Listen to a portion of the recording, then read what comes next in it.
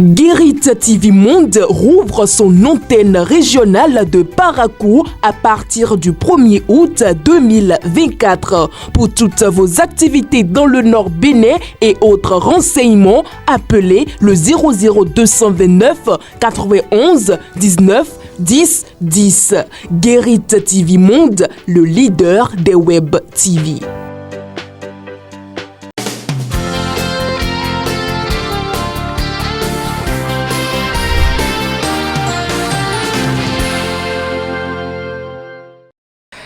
C'est le dernier vendredi de ce mois de juillet, chers amis internautes. C'est une grâce pour nous d'être toujours de ce monde et toujours une grâce pour nous de toujours vous livrer cette émission matinale.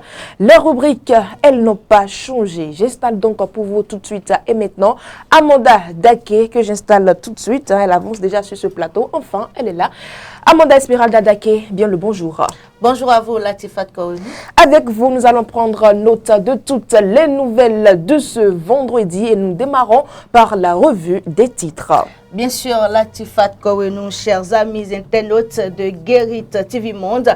Bien le bonjour à vous. Démarrons la une de la presse de ce jour avec notre quotidien maison La Guérite qui en fausse manchette publie journée de reddition de comptes dans la 19e circonscription électorale.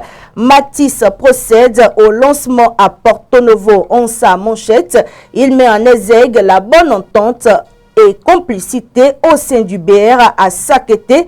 Karimou et Fatolou, est-ce encore possible? En page santé, il aborde tout sur le cancer des nerfs. Ce quotidien maison aborde également en sa page 10 la question relative aux élections présidentielles de 2026. Jean-Baptiste Runguet, le Parti populaire panafricain, se positionne. Enfin, en sa page 6, il s'interroge sur la crise entre le Bénin et le Niger vers la normalisation des relations entre les deux pays. Bénin intelligent placade, démocratisation en Afrique de l'Ouest entre junte et régime civil autoritaire. Le Télégramme, quant à lui, affiche rencontre entre le chef de l'État et la délégation nigérienne. Voici les sujets de discussion entre Talon et les émissaires de Tiani. Du côté de la nouvelle génération, nous lisons Bénin reddition de comptes du gouvernement dans les arrondissements de la 10e circonscription électorale.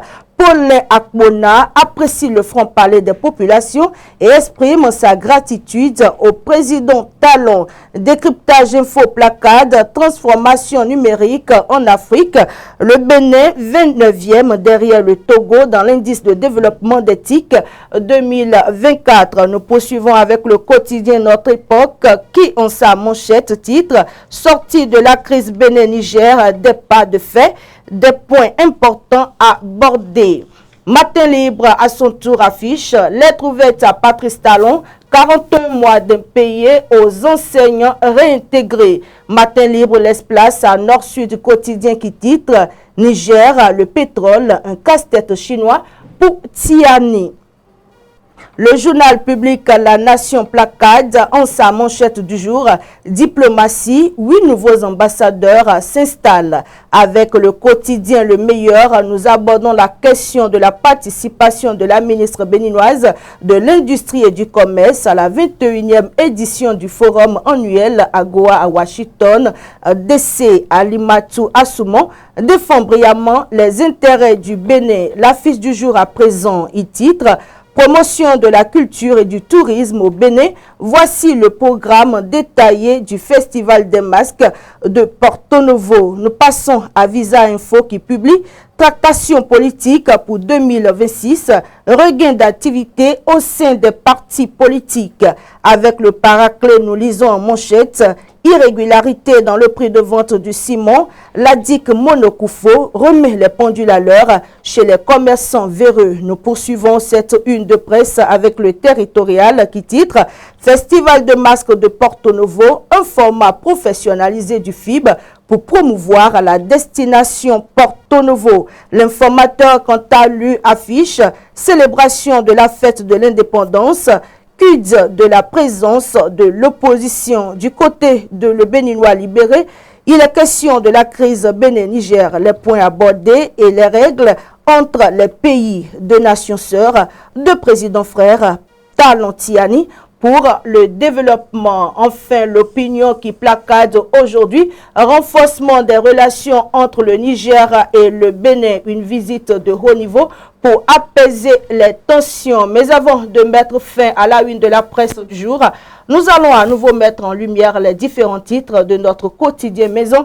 La Guérite qui en sa fausse manchette publie journée de reddition de comptes dans la 19e circonscription électorale. Matisse procède au lancement à Porto Novo en sa manchette. Il met en exergue la bonne entente et complicité au sein du BR à Sakété.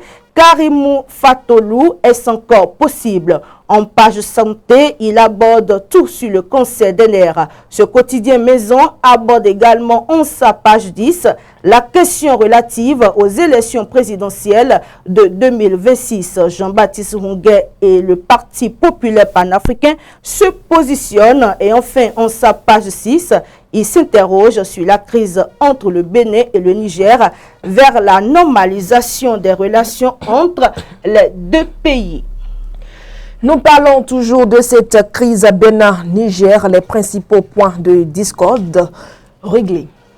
Parmi les questions abordées, il y a l'application des sanctions imposées au Niger par la CEDEAO sans gestion par le Bénin suite au coup d'État du 26 juillet 2023. Les envoyés du Niger ont notamment déployé le blocus imposé par le Bénin sur l'approvisionnement en médicaments ainsi que sur les véhicules militaires commandés qui seraient toujours au port de Cotonou. De même, les Nigériens ont évoqué la prétendue présence d'une base militaire française au Bénin. Tous ces sujets ont donné lieu à des explications de la partie de la délégation béninoise. Le Bénin a donc justifié sa position et promis de lever le blocus sur les véhicules militaires entreposés au port de Cotonou. Concernant l'accusation de la présence d'une base militaire française, le directeur du cabinet militaire du président de la République, le général Bertin Bada, a nié cette accusation. Il a invité la délégation nigérienne à envoyer des officiers pour vérifier eux-mêmes l'inexistence de cette prétendue base. Selon le quotidien Le Matinal, la conclusion relativement satisfaisante des échanges permettent donc d'espérer une résolution de la crise bénino-nigérienne qui perdure. Le marché moderne d'Aïdjedo ouvre ses portes ce samedi. Eh bien, situé dans le 6e arrondissement de Cotonou, cette infrastructure marchande comprend 211 étals, 8 boucheries, 9 poissonneries, 2 places d'écailleurs, 26 boutiques et 3 restaurants. Son ouverture est prévue pour le samedi 27 juillet prochain, à l'instar des nombreux autres marchés urbains et régionaux réalisés sur toute l'étendue du territoire national. Ce joyau d'Aïdjedo offre désormais des installations modernes et sécurisées, favorisant ainsi un environnement propice aux échanges commerciaux. Après le marché moderne d'Aïdjedo, ce sera le tour du marché moderne d'Arwangbo, ici à Porto Novo, d'ouvrir ses portes le 31 juillet prochain. Une bonne nouvelle donc pour les femmes du marché. En actualité, l'armée soudanaise annule le passeport diplomatique de Emeti et de plusieurs de ses soutiens. Bien sûr, Latifat Korenou, le ministère soudanais des Affaires étrangères désigné par l'armée, a décidé le 20 juillet d'annuler les passeports diplomatiques de plusieurs responsables militaires et politiques du Soudan. Le chef des forces de soutien rapide et son frère, le vice-président de ces forces, figurent sur la liste regroupant au total 112 personnalités. Selon les médias soudanais qui ont publié une copie de la note circulaire et la liste des personnes concernées par cette décision, ces responsables politiques sont tous accusés de soutenir les paramilitaires des forces de soutien rapide. En plus de Mohamed Hamdan Daglo, le président des forces de soutien rapide et son frère, le vice-président et sa femme, figurent également sur la liste, ainsi que des dirigeants de Forces de Liberté et du Changement, une coalition créée après la chute d'Omar El-Béchir en 2019. La plupart de ses membres ont acquis des passeports diplomatiques. Dans l'actualité sportive, nous parlons du football féminin des Jeux Olympiques 2024. Le Nigeria paie d'entrée contre le Brésil.